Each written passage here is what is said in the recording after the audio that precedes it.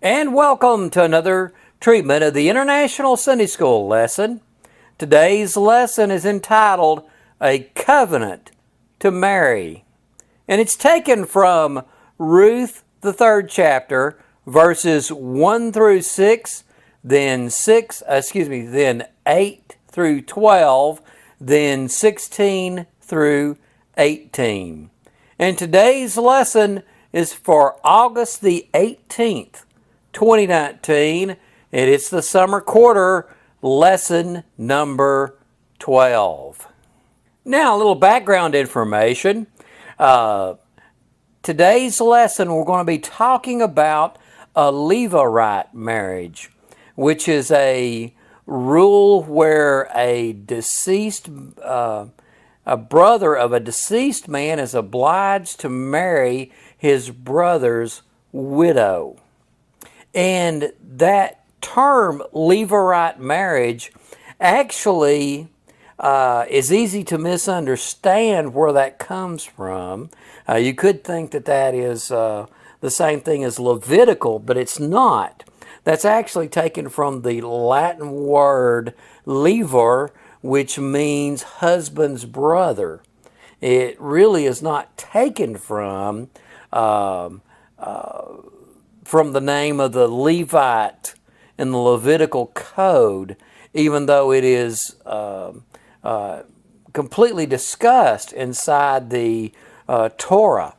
We know in Deuteronomy 25, 5 through 10, it reads, "If brothers dwell together, and one of them dies and has no son, the wife of the dead man shall not be married outside of the family to a stranger. Her husband's brother shall go into her and take her as his wife and perform the duty of a husband's brother to her. And the first son whom she bears shall succeed to the name of his dead brother, that his name may not be blotted out of Israel. And if the man does not wish to take his brother's wife, then his brother's wife shall go to the gate of the elders and say, My husband's brother refuses to perpetuate his brother's name in Israel. He will not perform the duty of a husband's brother to me. Then the elders of the city shall call him and speak to him, and if he persists, saying, I do not wish to take her, then his brother's wife shall go up to him in the presence of the elders and pull his sandal off his foot and spit in his face. And she shall answer and say, So shall it be done to the man who does not build up his brother's house. And the name of his house shall be called in Israel the house of him who had his sandal pulled off. Now, if you'll remember back to the way the land was being allocated in the way the promised land was being allocated in the Old Testament, how that each family was given a certain plot and section of the land, and that this was being passed on from generation to generation. They were even not allowed under the law to sell it in forever. Now they could more or less maybe rent it to somebody, and then the land would go back to the original folks. And so that is one of the reasons why this rule, this Levirate rule, was enacted in the Old Testament, was to make sure that these family land and property continued on inside of a family, and they went to the people that they were supposed to go to. And so this rule was set up that way. And this story that we're going to be talking about in today's lesson has a lot to do with this Levirate rule. Now, Ruth Third chapter, verse 1. Then Naomi, her mother-in-law, said to her, My daughter, should I not seek rest for you, that it may be well with you? And if you'll remember back to what we were discussing last week, how that Ruth and Naomi had a very strong bond, and that how that Ruth had been so loyal and faithful to her mother-in-law. And we see here how Naomi is thinking about how she needs to return that favor and to look out for Ruth. And that is a concept that is very strong both in the Old Testament and also in the Gospels. Jesus talked about natural affection and looking out after the people we're supposed to be looking out after. And Brother Paul, when he was talking to Timothy, discussed that in 1 Timothy 5 and 8. But if anyone does not provide for his relatives, and especially for members of his household, he has denied the faith and is worse than an unbeliever. And let me just re-emphasize that and just say that Christians should be the most family-oriented. They should take care of their family. We should be the example that the world looks toward as far as taking care of our children, taking care of our parents, taking care of our brothers and our sisters, our aunts and our uncles, just however we can be supportive of the people that we should be supportive of. We should be the example, the gold standard of looking out after your kinfolk. Now, Ruth 3, 2 through 6, is not Boaz our relative, with whose young women you were? See, he is winnowing barley tonight at the threshing floor. Wash therefore and anoint yourself, and put on your cloak, and go down to the threshing floor. But do not make yourself known to the man until he has finished eating and drinking. And when he lies down, observe the place where he lies. Then go and uncover his feet and lie down, and he will tell you what to do. And she replied, All that you say I will do. So she went down to the threshing floor and did just as her mother-in-law had commanded her. Now I want to point out a couple of things. First off, how that the young Ruth listened to Naomi. And let me encourage people, young folks, that if you have a older person who is wise, that gives you some advice, that you need to be listening to them. There are a lot of times that it's amazing how much you can learn from folks who are more experienced than you are and have more wisdom than you have. And this is what the situation was with Ruth and Naomi. Naomi was giving Ruth, because she knew how the culture worked, she knew how things were supposed to go. She had given Ruth some good advice here. And we see here how Ruth was being obedient to the advice that Naomi had given her. Ruth 3, 8 through 9. At midnight the man was startled and turned over, and behold, a woman lay at his feet. And he said, Who are you? And she answered, I am Ruth, your servant. Spread your wings over your servant, for you are a redeemer. So we see here how that Boaz And they obviously were just, like after they had gotten finished working and they had had their dinner and things like that, that they had more or less just laid down there and were sleeping on the ground. And Ruth was there at his feet. And it startled Boaz. In fact, Brother Gill, this is how he had described this, that the man was afraid. Though a man and a man of spirit, he was afraid. A panic seized him, not knowing, but it might be a specter, a spirit, or a demon.